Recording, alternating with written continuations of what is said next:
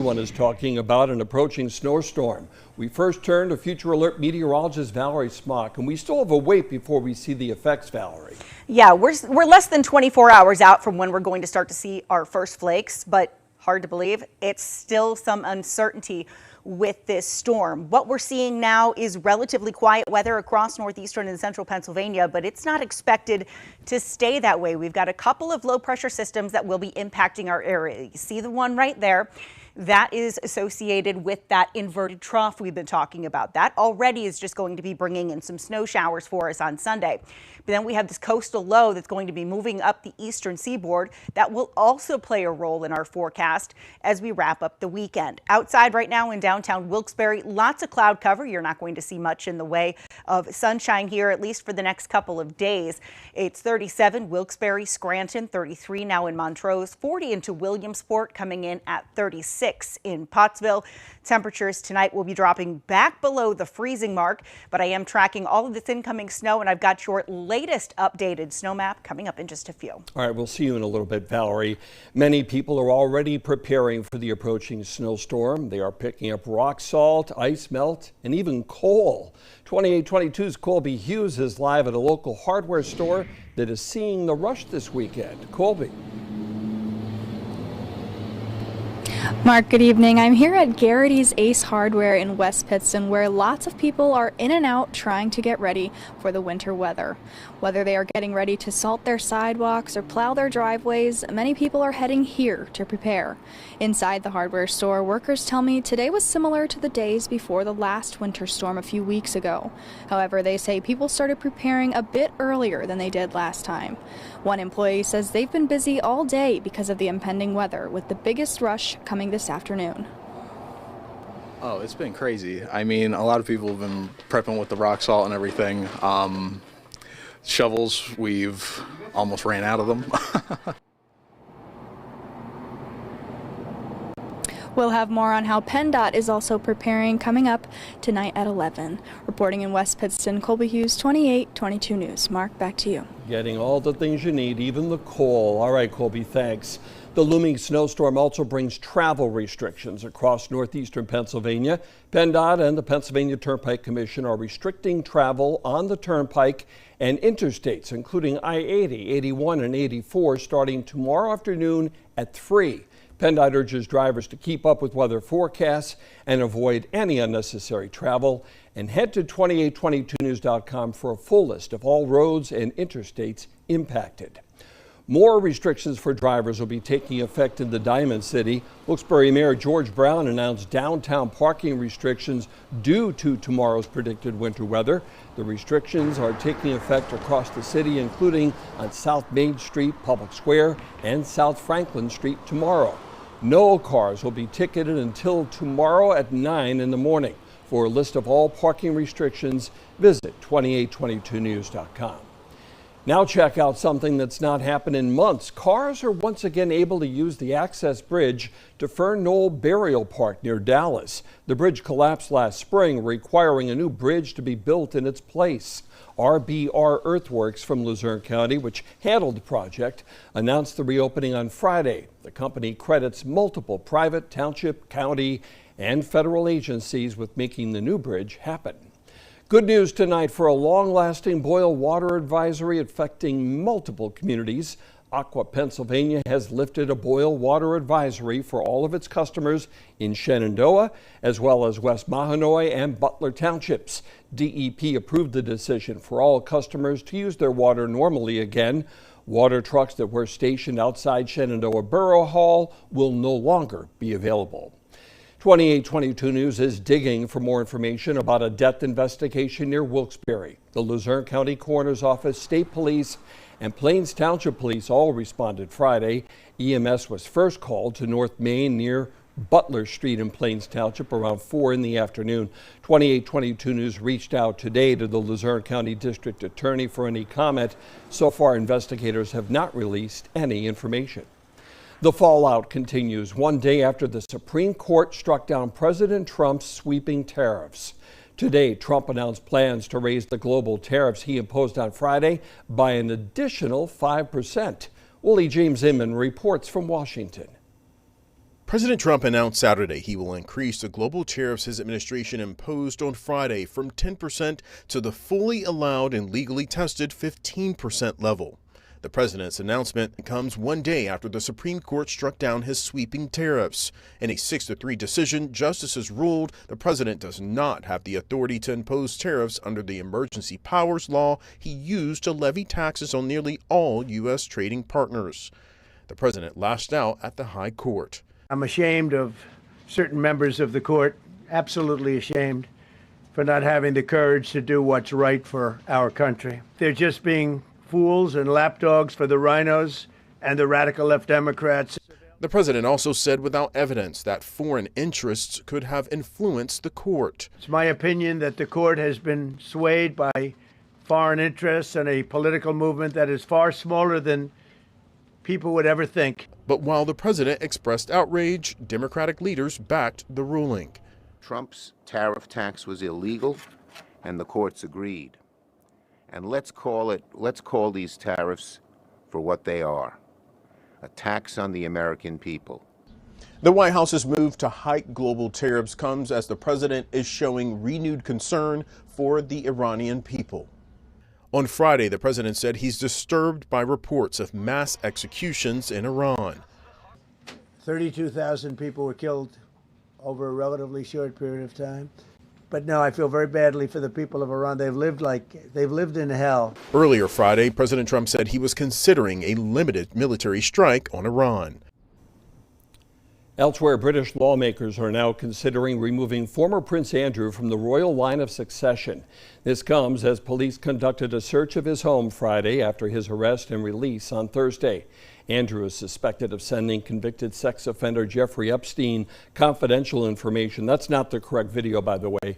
That information was about investment opportunities while Andrew was a UK trade envoy. Although he lost his status as prince last fall, he is still eighth in line for the crown unless a law is passed.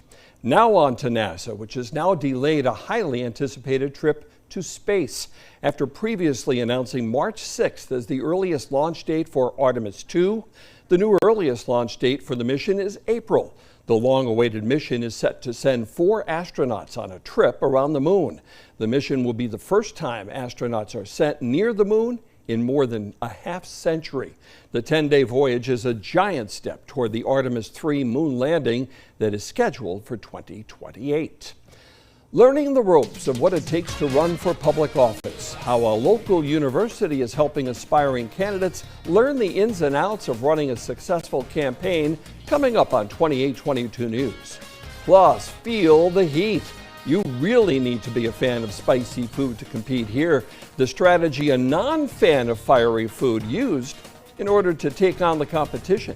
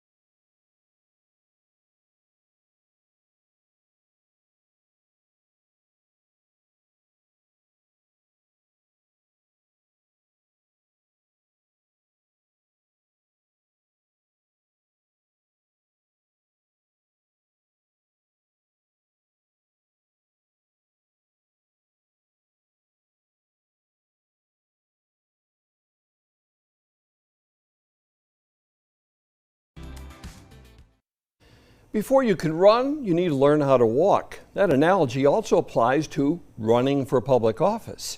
It's why current and former elected officials joined together today at the University of Scranton to help aspiring candidates learn the ropes. The university hosted what's called Campaign School for anyone interested in politics and public service.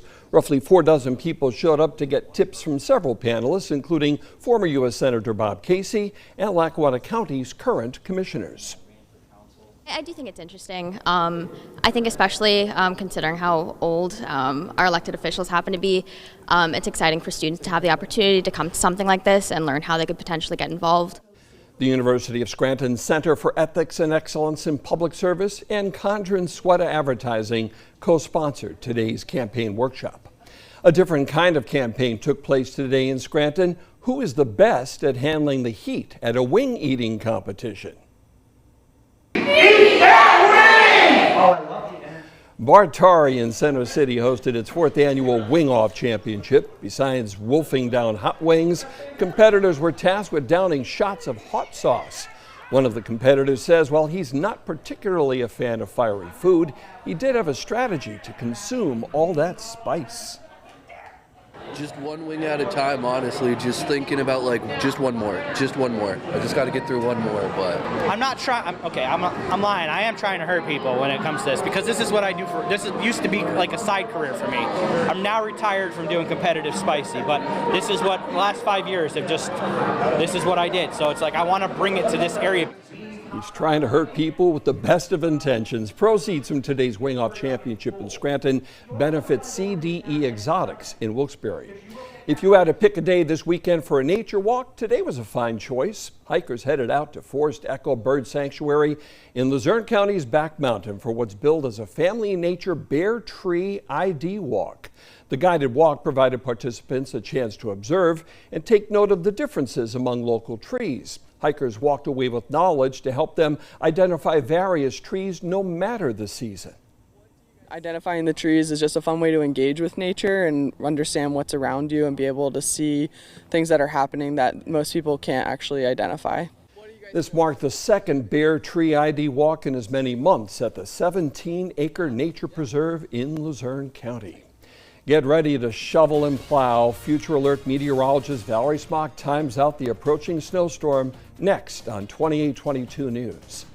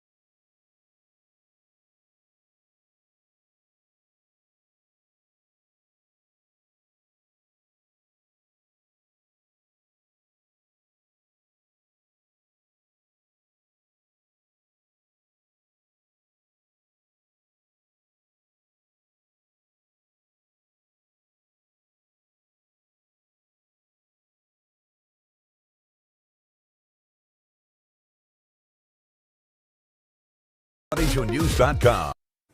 All eyes are on a winter storm that is set to impact the area for your Sunday and even into Monday as well. But right now, when you look outside, you're not going to find very much. It's been a relatively quiet day across much of northeastern and central Pennsylvania. And as we take that closer look, again, you're not going to find very much. If you are up in New York State, there are a few snowflakes floating around. But for us here, it is quiet. This is what it looks like in downtown Scranton. We do have some cloud cover that's been hanging around, and that's really all we've been seeing today. Temperature right now in Towanda, Tunkhannock, even down into Hazleton, currently at 37. We're at 33 in Mount Pocono, mid-30s for you into Honesdale and Milford. As we go through the day tomorrow, we have the return of snow. It is going to be more so light snow in the early or majority part of the day, but once you head toward the evening and overnight hours, things will become a bit more moderate. As you can see, temperatures are not going to be warming much past the mid-30s. I do have 36 as our forecast high tomorrow. And when all things are said and done, you're not picking up the majority of your accumulation during the day on Sunday. It's more so going to be Sunday night. But we already have some winter storm alerts out, winter storm warning for those counties shaded in pink. If you're in the blue, you are in a winter storm watch. Everybody else is no longer in an alert. However, this kind of lines up along to where we're actually going to see our snow accumulating. I'll show you that here in just a second, but we've got this low pressure system, this inverted trough sitting there around the Great Lakes. We have our low pressure system coming up the coast. That is going to continue to move up the eastern seaboard. But I want to point out that there is a potential for some rain to mix in with marginal temperatures expected. A lot of the time, though, you're going to be seeing just some snow out of this, especially once you head into Sunday night, and then that snow will start to taper off once we head into your Monday. Here's a closer look just to give you a better idea. So we are looking at by Saturday night, again, not much, but it's going to be about 3-4 o'clock in the morning that some snow will start to develop from southwest to northeast. So that snow will start to fill in by 6 a.m. Everybody will start to see that snow by the time we head into the afternoon. Here are those marginal temperatures where we start to see some rain trying to mix in for a time, or at least just plain rain. Once we get into Sunday night, it is all snow, and that's where we're expecting to see the heaviest snow is the farther south and east you go, the closest to that low pressure system. By Monday morning, still some snow lingering along and east of 81. And then we'll quiet down from west to east. So by the time we head into your Monday evening, all things are good. But we are tracking this coastal storm. We've got light snow on Sunday, moderate snow Sunday night. That snow will be tapering off on Monday. And here are your snow totals: 1 to 3 inches the farther west you go, 3 to 6 inches. And that will include Lewisburg, Bloomsburg, up into Tunkhannock. We're at 6 to 12, and that will be for the Valley cities. And then 12 to 18 as you push over toward areas along and east of Mount Pocono. Stroudsburg included in on that. Here's your future alert 7-day forecast. So alert day for Sunday and Monday because of this snow. We'll briefly break it down and have a dry day Tuesday, but breezy side. And keep in mind, it's going to be windy Monday too. So watch for blowing and drifting. Oh. To add insult to injury. I know. I find this so annoying. I'm not alone. I'm tired of these Sunday into Monday storms. I know. For sure. They're the worst. All right, Valerie, thanks. The excitement is rapidly coming to an end in Italy at this year's Winter Olympics. While a few more events are scheduled tomorrow, plenty of focus is now shifting to the closing ceremony in Verona. Locals there are ready for the action to come right to the city in northern Italy. This is video of preparations ahead of that ceremony. Tourists are taking the time to soak it all in before it is packed there. And now let's switch views and give you a live look at Milan, where 4 more key events are scheduled tomorrow, including the U.S. men's hockey team taking on Canada for the gold medal in the morning. Remember, you can watch the remaining Olympic action and the closing ceremony live tomorrow afternoon. That ceremony at 2:30 right here on WBRE. Teams across District 2 look to punch their ticket to Mohegan Arena for a spot in the semis. Elena Lucido's next with 28-22 Sports.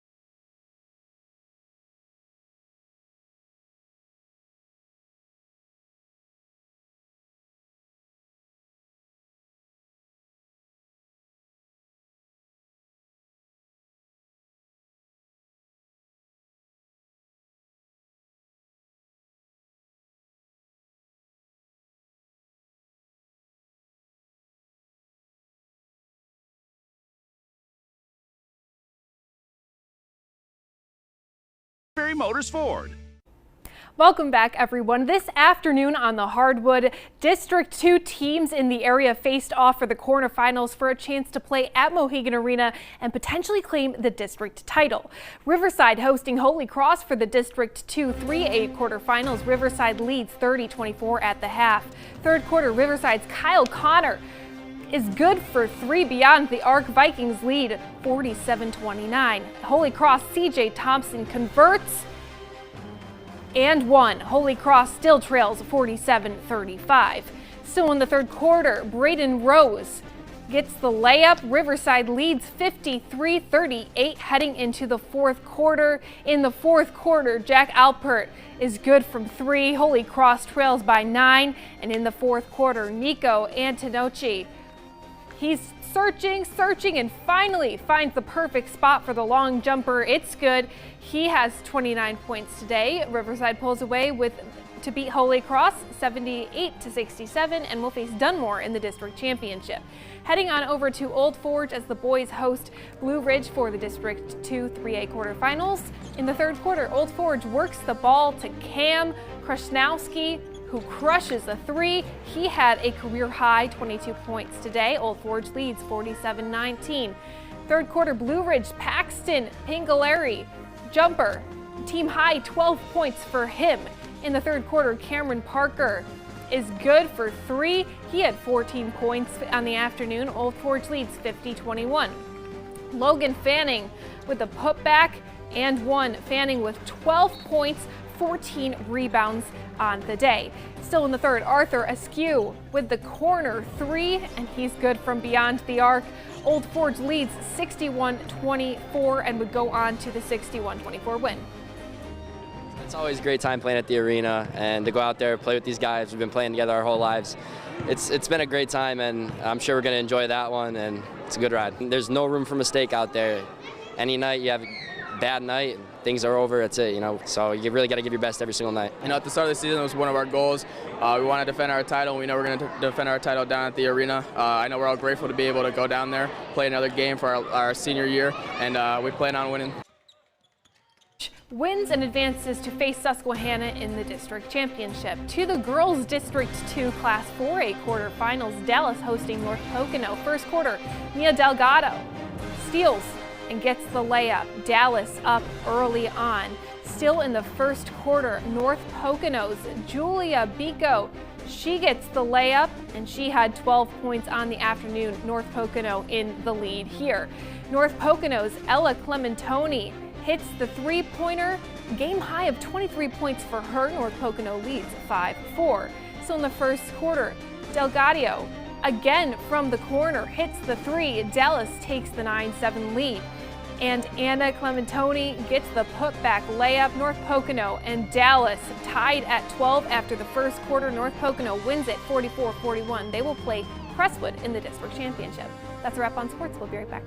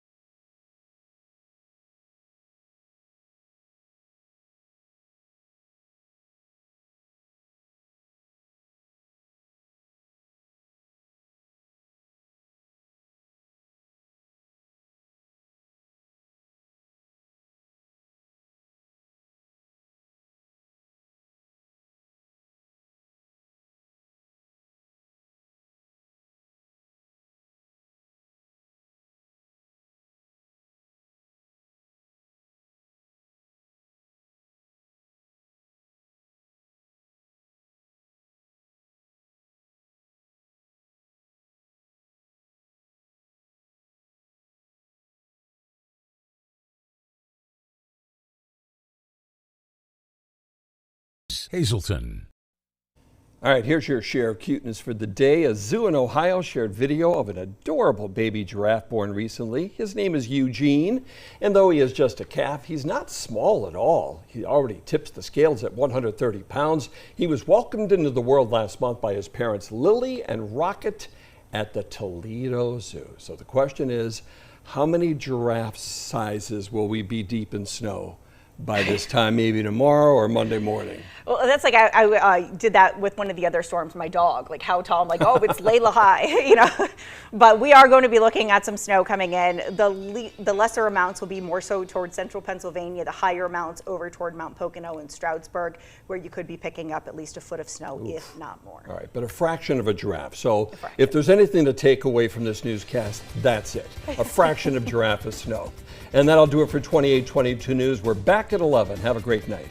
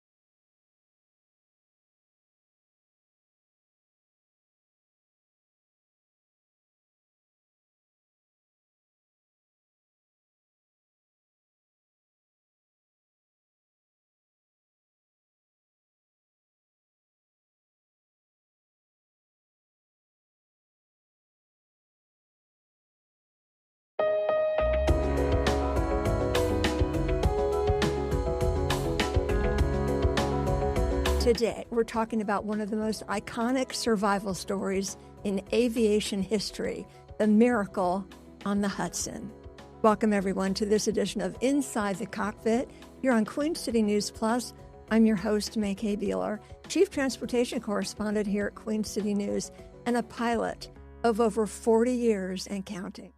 Aviation is my passion, and ever since I was a little girl, growing up in D.C., I was inspired by the Air and Space Museum, and to this day now that inspiration is reignited and magnified by the Sullenberger Aviation Museum, a Smithsonian affiliate here in Charlotte, North Carolina, the home